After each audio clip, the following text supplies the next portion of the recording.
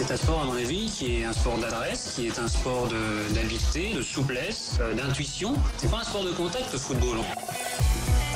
Si on veut pas de contact, on va jouer aux osselets, on va jouer à la pétanque, mais on joue pas au football. C'est 11 mecs contre 11 mecs et ça devient aussi une question de centimètres, tu vois. C'est la beauté de ce sport, du football en particulier. Jusqu'à minuit, c'est l'after-foot. Jean-Louis Tour. Bonsoir à tous, c'est parti pour l'after. Ravi de vous retrouver en ce lundi pour les avis tranchés qui concernent la Ligue 1, pour les avis tranchés du foot européen, pour vous accueillir au 32-16 sur le hashtag RMC Live, évidemment jusqu'à minuit, avec comme tous les lundis Daniel Riolo. Salut Daniel. Salut les amis. Et Pierre Ducrot. Salut Pierre. Bonsoir messieurs. Bon, on va revenir sur le titre du PSG, évidemment, parce qu'on n'est pas blasé. Voilà, c'est quand même le sentiment qu'on a depuis hier, le PSG champion, mais on dirait pas ce que tu essayes de te persuader. Non, mais c'est quand même étonnant, je trouve, le traitement qu'il y a de ce titre du PSG. Les saisons précédentes, le titre en France, ça prenait des proportions énormes. On en faisait des émissions spéciales. Enfin, c'était quelque chose, quoi. Ouais. Là, c'est pas trop le cas, quand même. Alors, est-ce que c'est de notre faute? Est-ce que c'est la faute du club? Est-ce que c'est la faute des supporters? Il y a plein de choses.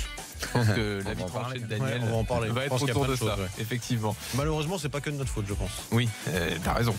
Pierre, toi, tu parleras de Dimitri Payet. Ce sera ton avis tranché dans quelques minutes. On pourra s'attarder à ce moment-là sur la bataille pour le podium qui est peut-être relancée avec la défaite de Monaco hier. Et puis, nos drôles de dames seront là. David Lorto va nous dire qui est le favori en Ligue des Champions au moment de débuter ces demi-finales. Philippe Auclair va nous parler du champion Manchester City, évidemment. Et puis, il y aura Fred Hermel, Simone Rovera. C'est l'after du lundi, comme vous l'aimez, avec... Oui, Pierre. Les questions de l'after, non? Les questions de l'after, bien sûr. Ah, est-ce que tu en veux une? Il lâche rien du sommaire. Non, mais Pierre, il est là. Ah non, il veut que dans le sommaire, il n'y a rien qui dépasse. Exactement. Est-ce que tu veux une petite question? Surtout quand tu as lu les questions de l'after. Non, mais généralement, quand il les envoie après à l'arrivée, c'est plus toujours les mêmes. Des fois, il fait un peu. Il te les envoie à midi, c'est juste pour que tu aies une indigestion, quoi. C'est ça. Il veut que tu voles de travers. Bon, elle viendra tout à l'heure sur Nolan. Le lundi. Des fois, il mélange entre les émissions et tout. Il sait pas quand il arrive dans l'after, il y a des questions qui passent pas quand même. Non, je pose mes questions sans peur. Les poser, après, je me fais accueillir. T'as pas toujours les réponses, quoi. Mais ça me fait marrer, moi. Il y a également le lundi le match de Ligue 2. Et le match de Ligue 2 ce soir, c'est un derby. C'est entre Brest et Lorient. Et Xavier Grimaud est sur place à Brest. Salut Xavier. Salut messieurs, il reste 29 minutes à jouer dans ce derby qui tourne assez facilement pour l'instant à l'avantage du Stade brestois qui mène 2-0. Les buteurs Charbonnier à la 25e, Berthomier juste au retour des vestiaires, belle frappe du gauche dans le petit filet et Lorient qui vit une sale soirée puisqu'ils sont réduits à 10 depuis la 43e, 2 cartons jaunes contre Yohan Wissa, l'attaquant. Donc pour l'instant l'équipe de Mickaël Landreau n'est pas du tout dans son match et ce serait intéressant ce résultat parce que Brest se relancerait en revenant à un point seulement des éventuels barrages et de la place de 5e. 2-0 donc pour Brest qui est plutôt serein. Il reste 28 minutes exactement à jouer à Francis Leblé. Très bien, merci Xavier, on y va. Il faudrait quand même qu'on fasse un jour. Non, pas première vitesse. Si. Moi, parfois, cette expression de derby à mort galvaudée dans notre football, il faudrait qu'un jour, on pose les seuls vrais matchs qui méritent l'appellation. Pas juste parce que c'est la ville à côté. Tu m'as pas manqué, toi, hier. Hein? Tu voulais pas prolonger ton week-end jusqu'au lundi? À la base, un derby, c'est quoi? Entre deux villes. Normalement, c'est dans la même ville. C'est dans la même ville, oui. C'est entre deux clubs de la même ville. C'est dans la même ville. Après, que par extension, il y ait des villes à côté, il n'y a aucun problème. J'ai absolument aucun problème avec ça, bien sûr. Saint-Étienne-Lyon est un vrai derby. C'est un derby quand même pour toi? Oui, bien sûr, parce qu'en fait, il faut qu'il y ait une dimension historique, un passé. Il faut qu'il y ait une rivalité qui soit entretenue par une histoire, par de la sociologie, par quelque chose de fort. Une rivalité, mais c'est pas un derby. Dortmund, c'est un vrai derby. Mais là, par exemple, quand on lui dit Brest-Lorient, c'est mytho. Je sais pas, Xavier, il n'y a pas un petit antagonisme? C'est mytho, qu'est-ce qu'il y a entre les deux villes? Si, mais c'est pas l'antagonisme le plus fort de la Bretagne entre Brest et Lorient, c'est plus Brest-Guingamp éventuellement. Ouais. Mais voilà, il y a tellement de clubs en Bretagne que c'est quand même un semi-événement. C'est pas parce que t'as plein de clubs en Bretagne que ça fait des derbys. Pour toi, c'est plus un derby. Ça y ressemble plus parce qu'il y a effectivement à un moment une vraie rivalité entre ces deux clubs. Mais il faut qu'il y ait quelque chose. Moi, chaque année qu'on me vend le Bordeaux de Toulouse, le derby de la Garonne. Mon Dieu. Ouais. Et puis alors des fois on fait pire, le Bordeaux-Nantes, le derby de l'Atlantique. Oh là là là là là. C'est vrai. On va avoir des derbys de la France bientôt. Alors en l'occurrence le derby de la France ça peut. C'est le PSGOM. Comme en Italie tu as le Juve Inter. Ouais, mais ça peut être. Parce que dans le tu peux plus pays. appeler ça des derbies. Non, mais derby, l'expression à la lettre, c'est dans la même ville, on est bien d'accord. Dans le sens du Mais mot. non, mais qu'une rivalité cristallise et fédère une masse de gens. D'accord, évidemment, PSG-OM, c'est les deux clubs. Pourquoi c'est Derby de France? Parce que c'est les deux clubs qui ont le plus de gens au soutien, comme Juve-Inter en Italie. Alors que c'est pas un derby, le vrai derby, c'est Milan-Inter, le seul vrai. Comme Juve-Torino est un vrai derby, Samp-Genoa, Lazio-Roma. Histoire de bien comprendre, est-ce qu'il peut y avoir deux clubs de la même ville sans que ce soit un derby? Exemple, je sais pas, Paris FC PSG. Ah non, là, pour le coup, ce serait le vrai derby parce qu'il y a une histoire très forte au début. J'aurais dû trouver autre chose. Non, mais parce que les deux clubs au début ne font qu'un et ils se séparent et il y a une vraie scission au moment où le PF sépare avec la caisse et la section pro et qui renvoie l'autre PSG à Saint-Germain qui doit tout redémarrer à zéro. Mais il n'a quasiment jamais existé. Mais là, pour le coup, il y aurait un vrai truc à entretenir là-dessus. Alors que PSG Red Star. Voilà. Le PFC peut encore jouer les barrages. Ils sont un peu loin. Voilà. Mais il y en a plein comme ça qu'on invente parfois des derbies là. Allez-y sur le hashtag. Des fois j'entends les trucs de la Côte d'Azur. Donnez-nous les derbys et tout là. Oh là entre Monaco-Nice, c'est pas le derby de la Côte d'Azur. Si, mais pas. Non, mais des fois on te le vend aussi avec Marseille-Nice ou Marseille-Monaco. Alors que Marseille-Nice, il y a une vraie rivalité, mais ça n'a pas l'appellation derby. Donnez-nous sur le hashtag RMC Live les derbys les plus galvaudés. On peut faire ça de manière. Et à l'inverse, le vrai, qui a une dimension historique, sociologique, c'est Saint-Étienne-Lyon. Ah oui, ça vraiment. Ça oui. Ça vraiment. C'est bon, Lens-Lille. Lens-Lille aussi, oui. Bon, très bien. Compiègne-Beauvais. Oui, tu ne sais pas ça, mais oui. Bien sûr. Bon. Allez messieurs, donc on y va pour le premier avis tranché. Comme à Londres. À Londres, s'il doit y en avoir un, c'est Tottenham-Arsenal. Voilà. C'est bien plus que quand on dit derby Arsenal-Chelsea. Beaucoup moins, rien à voir. Avis tranché, on y va. Jingle rigolo. Dans le foot de savoir les appellations, les choses, tu vois. C'est vrai, autant pour moi. Tu veux me rappeler que j'ai fait une erreur il y a 5 minutes. Pas du tout. Allez, jingle rigolo. C'est toi, t'as mijauré. Moubouz. Boudbouz, Jérôme. Moubouz, qu'est-ce qu'il est nul lui en charade. Il jouait où celui-là? Il faisait la moue et puis Bouze. Génial celui-là, je le connaissais pas. Ouais, on faisait des charades et j'ai perdu. T'as fourché. Ouais. Non, c'est parce que je lisais les mots sans me soucier de ce que ça pouvait donner quand on les associait. Ça a donné Moubouz. Alors, le titre du PSG, le 7e sacre alors. Oui, mon avis tranché était plutôt pour prendre une sorte de petit rendez-vous avec tous ceux qui, à longueur de temps, d'années, et tous ceux qui aiment analyser le foot en ne disant qu'on ne retient que la victoire.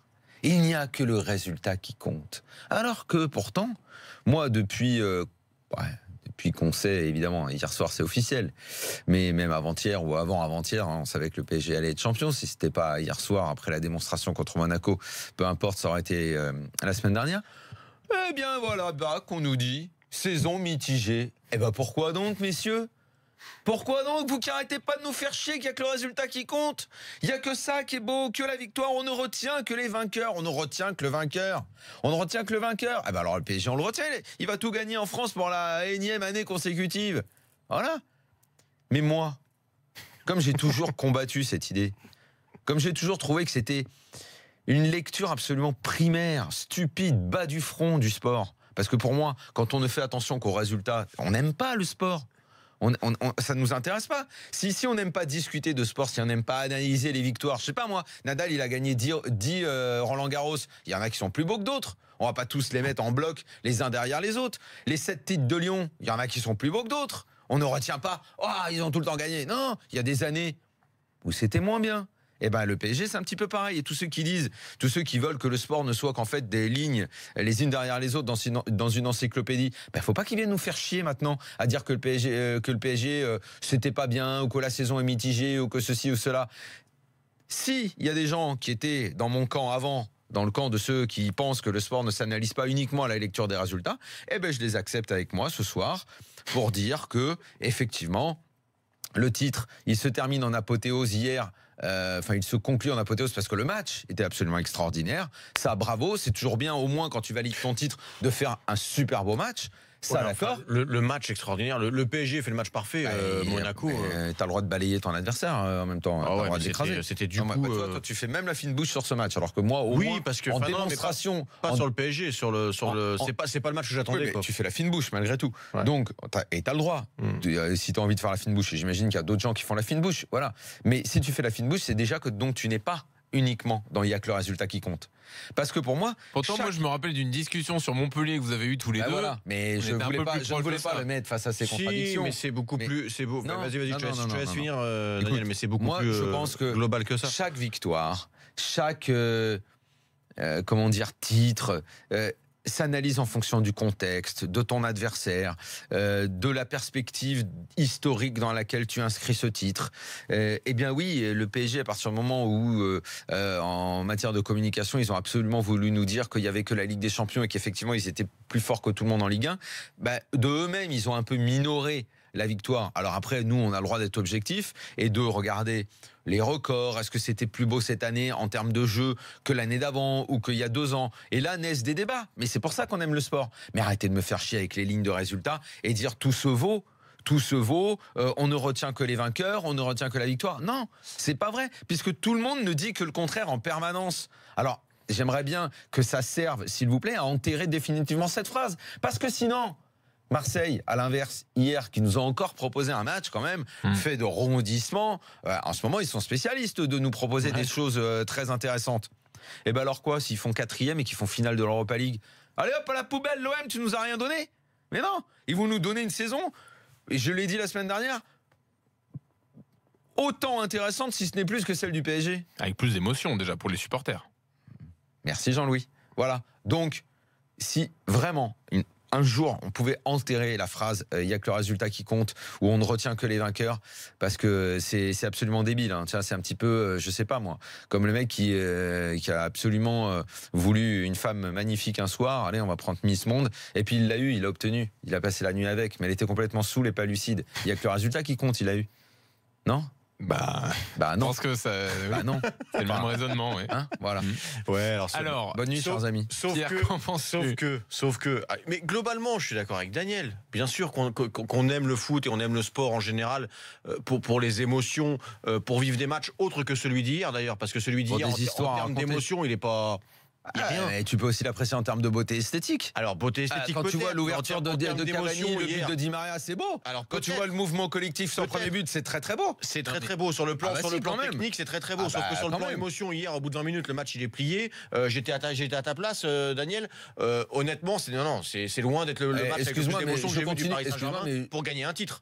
C'est pas la faute du Paris Saint-Germain. Ils ont fait ce qu'il fallait eux. C'est qu'en face, c'est passé complètement au travers. Ça arrive. Ok, moi je trouve que mais attention, passer au travers. Je veux bien, sauf qu'ils leur ont collé déjà 3-0 la dernière fois. Cette frappe, c'est le but. Sauf quand même, ça va quand même, tu vois. On a aussi le droit de dire qu'ils ont fait une performance qui a totalement étouffé celle de l'adversaire, où on aurait pu, là, pour en revenir de façon très terre-à-terre au match, à la performance de certains joueurs qui me déçoivent depuis plusieurs semaines, et notamment un qui a longtemps fait partie de mes chouchous, qui l'est toujours, parce que j'adore ce joueur, mais qui en ce moment est pas bon, c'est Thomas Lemar, qui effectivement, quand il y a un gros match, en ce moment, on le voit plus. Il faut aussi le dire quand on le dit sur les autres. Lui, on l'a longtemps défendu. Il faut quand même être objectif et voir que cette année aura été très moyenne le concernant. Très moyenne. En comparaison avec Payet. Voilà, ils les ont baladés, ils ont le droit.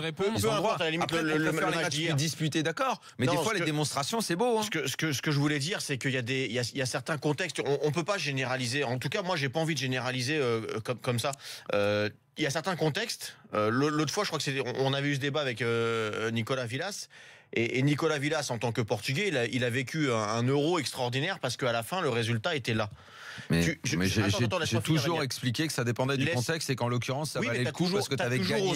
T'as toujours aussi dit, qu'à la fin, quand il y avait la victoire, c'était le seul argument où tu pouvais défendre qu'effectivement, le spectacle à un moment donné, ou l'émotion, ou la beauté du jeu n'était plus primordial. Ou quand c'était la première fois, ou quand c'est effectivement d'un point de vue contextuel ta première joie. Je vous propose de partir exactement la même discussion. Ne revenons pas là-dessus. Parce que là, en plus, on parle d'équipes qui ont gagné, tu vois. La dernière, ils comparent des champions entre eux. Je reviens là-dessus, parce que là, le Paris Saint-Germain, c'est pas la première fois qu'il est champion. Alors déjà c'est la 7e fois, mais c'est aussi une série. Dans les 7, dans ceux depuis que le Qatar est là, c'est un des plus beaux à mon sens. En termes de jeu, de choses que j'ai. Ah bah si. Alors, celui de 2013 pour moi est magnifique aussi, tu vois. 2013 c'est le premier avec Ancelotti. Ouais. Moi, je l'ai beaucoup aimé aussi, parce qu'en termes d'émotion, c'est la première page. Peut-être qu'après celui-là, c'est celui de cette année. Peut-être. Mais en tout cas, ce que je veux exprimer, c'est qu'à un moment donné, tu peux pas généraliser. Et c'est pour ça que l'autre fois, on n'était pas d'accord, et on le sera sans doute jamais. C'est que je pense. Moi, je généralise que chaque contexte doit être analysé différemment. Laissons juste Pierre finir. Voilà. Je peux pas généraliser parce que je pense qu'il y a des situations qui correspondent à un certain moment, avec un certain une certaine équipe ou un certain effectif, où tu peux pas être beau et bon. Ça arrive. Donc il y en a qui prennent le parti d'essayer d'être bon. Non mais là, on dévie et là, excuse-moi, t'as pas compris parce que j'ai pas parlé de beauté ce soir. J'ai parlé de retenir. J'ai parlé de retenir que les victoires et les vainqueurs. Donc on oublie tout le reste, même si c'est pas beau. Si, on est revenu un peu sur ce débat-là quand même. Jean-Louis nous l'a dit. Ça me rappelle le débat qu'on avait eu là-dessus. Oui, mais après. Oui, tu l'as dit, Jean-Louis. Oui, non, bien sûr. Moi, j'y ai pensé aussi tout de suite. C'est un peu, il y a une petite corrélation quand même, quoi. Oui, mais ceux qui veulent retenir que le résultat, j'en fais pas partie parce que c'est pas tout le temps le cas. Je suis d'accord avec toi sûrement dans plein de situations. Moi, je généralise. J'enterre cette réflexion. Pour moi, elle est totalement antinomique du sport. De la prestation du sport. Retenir ça, pour moi, c'est un des aspects. C'est quand j'étais môme que je lisais mes encyclopédies et que j'essayais de retenir qui avait gagné quelle année. Ok, tu retiens. Oui, bien sûr, c'est pas l'essentiel. T'en fais quoi? Mais là, sur le PSG, c'est le bouquin que tu lis aux chiottes, en fait. Si on ramène ça au PSG. Après, si tu veux lire un roman avec une belle histoire, tu le lis pas aux chiottes. La ligne de résultat, c'est le bouquin de chiottes. Je suis d'accord avec toi, mais quand tu es dans la position en plus du lecteur, quand tu es dans la position de l'acteur, c'est déjà pas pareil. Mais même l'acteur, il classe ses victoires. Oui, il pour dit celui qui gagne souvent. Mieux, pour celui qui gagne souvent, je suis d'accord avec toi. Celui qui gagne jamais, il retient la seule fois où il a gagné, évidemment. Et parfois, c'est dans un contexte ou avec une manière qui est peut-être pas celle qu'on adore, mais qui est parfois efficace. Pour revenir au PSG, toi, tu trouves que c'est un très beau titre de champion, que ça fait partie des plus beaux du PSG. Moi, on va voir ce qu'en pense Greg. Mais moi aussi. La frustration de beaucoup. Attends, je voudrais donner la parole à Greg au 32-7. Mais la frustration de beaucoup, elle vient. Bonsoir, Greg. Elle vient d'autre chose. Elle vient du parcours en Ligue des Champions. C'est tout. Il y a personne qui va te dire qu'en Ligue 1, c'est pas un beau parcours, ou alors le mec est un abruti, quoi. J'espère que c'est pas l'avis de Greg, mais. Greg. Moi, bonsoir à tous. Bonsoir. Alors, pour la première fois depuis que j'écoute l'After, c'est-à-dire depuis 12 ans, je crois que ça va être la première fois où je vais pas être 100% d'accord avec Daniel Riolo. Daniel, d'ailleurs, dont je viens de finir l'excellent autopsie du sport français que je conseille à tout le monde. C'est gentil, merci beaucoup. Prix. Ce sera 50 € la pub comme ça. Voilà, exactement. Non, moi j'en ai un peu marre qu'on évalue la saison du PSG sur leur épopée européenne. Je vais vous expliquer mon propos, vous allez comprendre, je pense que vous allez me rejoindre un petit peu. On voit que Paris a été champion hier exactement au même moment que Manchester City, avec le même nombre de points que leurs poursuivants en Angleterre. En France, on a eu le même nombre de points avec notre second. Est-ce qu'on dit en Angleterre que City a outrageusement surdominé le championnat anglais? Non, on ne dit pas ça. On dit que ça fait un très beau champion, et d'ailleurs, je suis le premier à le dire. Pourtant, leur épopée européenne, finalement, c'est mal terminé. Et au final, si vous regardez sur les 10 dernières années, les 5-7 dernières années, on va dire, c'est rare que City sorte même des poules, d'accord, où au final, ils font 8e de finale, voire quart de finale maximum. Ils sont une seule fois arrivés en demi-finale et ils sont sortis. Mais ils jouent pas le même championnat que toi, Greg.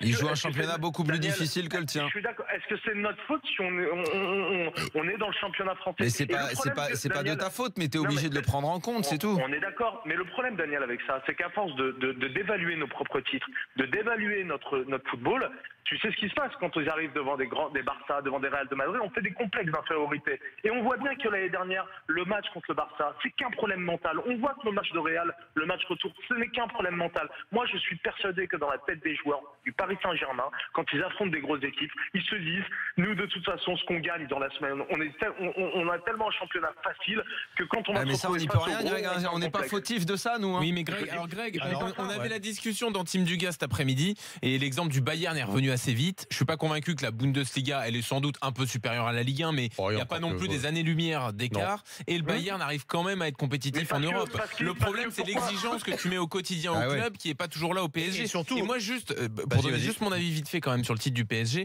moi, je trouve quand même que ce qui dévalue le titre du PSG, ce sont les incohérences globales du club. C'est-à-dire les fois où tu travailles mal. Et ça, on l'a dit tout au long de l'année. Et moi, je peux pas m'empêcher de me dire que si tu travailles mal et que tu es champion aussi facilement facilement, ça veut dire que les joueurs, ils sont quand même un peu en dilettante et ça enlève un peu du charme au titre, quoi. Et Greg, si je veux aller dans le sens de ton raisonnement, c'est-à-dire qu'on dévalue tout le temps les performances sur le plan national du Paris Saint-Germain, et donc c'est pour ça que les joueurs, quand ils arrivent sur le plan européen, ils font un complexe d'infériorité.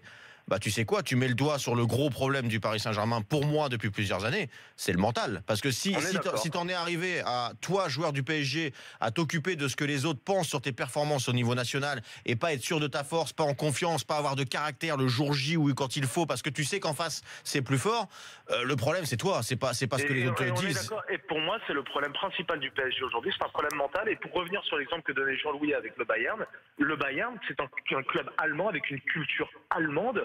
Les mecs, même s'ils surdominent leur championnat, ils ont une force de caractère en eux qu'on arrive à leur transmettre. Et aujourd'hui, nous, on a mais aussi parce qu'il y a une institution qui t'oblige à avoir ça au quotidien. La force, elle vient aussi du club. La force, elle vient d'un championnat qui a une histoire un petit peu plus forte. Et effectivement, que je ne sais pas si les Allemands dévaluent leur compète comme nous, on a l'habitude de le faire, mais peut-être que. Parce qu'on va me dire, ouais, mais c'est toi, tu participes aussi à la dévalorisation. Absolument, je l'assume. Peut-être que si nos clubs continuent,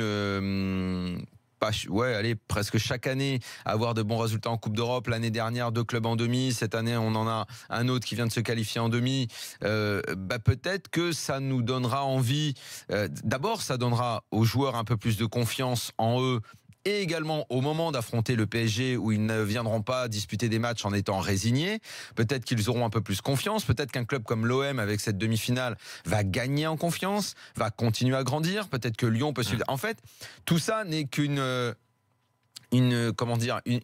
suite de choses. Ça va être des conséquences pour que notre championnat redevienne un championnat avec des acteurs qui ont confiance en eux, pour que finalement les équipes boostent un peu aussi, soit des adversaires un peu plus costauds. Là, on est revenu quand même à un championnat où le deuxième va être à une vingtaine de points.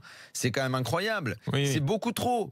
Alors tu vas me dire, ouais, le Bayern aussi. Oui, mais non, c'est vrai que c'est trop, mais c'est pas une raison pour que les joueurs prennent ça comme excuse, comme l'a fait Berchiche d'ailleurs dans son interview de dimanche. Voilà. Alors là maintenant, on a des clubs qui éventuellement, je l'espère, vont redevenir ambitieux. Un club comme l'OM, demi-finale de Coupe d'Europe, ça suit la performance de Monaco, de Lyon. Donc là, nos clubs forts. L'année dernière, il y en a 2 qui se sont tapés de belles satisfactions. Cette année, il y en a un. Bon, voilà, il faut qu'une spirale s'engage, tu vois, pour que la dévalorisation cesse. Greg, merci d'être venu au 32-16. À bientôt dans l'after. Ciao. Nouvel événement à Brest. Brest-Lorient, la Ligue 2, Xavier Grimaud. 2-0 toujours pour les Brestois, mais Lorient qui va finir à 9 avec Jimmy Cabot. Il a un peu dégoupillé. Cabot, il a fait un tacle sur Castaletto, le défenseur brestois. Il y va clairement pour lui faire mal. Donc rouge totalement logique, à l'image du match des Lorientais qui sont passés au travers. Donc 2-0. Brest va gagner. Alors je sais pas quoi dire, pas le derby, il va gagner le match en tout cas. pour le sûr, on va rappeler les buteurs, c'est Charbonnier et Berthomier pour les Finistériens qui vont se relancer dans la course au barrage. Attention justement, une 2-3 dans la surface, peut-être le 3-0 avec Butin devant le but. La tentative de Madjer de Gatien, c'était un petit peu ambitieux, il aurait peut-être dû mettre tranquillement le pied gauche pour mettre un petit 3-0 au voisin lorientais. 8 minutes encore à jouer, 2-0 donc pour Brest à Francis Leblay face à Lorient. Merci Xavier. Avis tranché de Pierre Ducrot dans une seconde. Payet à la Coupe du Monde, doit-il y aller? Va-t-il y aller? Pierre va vous donner son avis et vous pourrez réagir au 32-16. À tout de suite dans l'after sur RMC.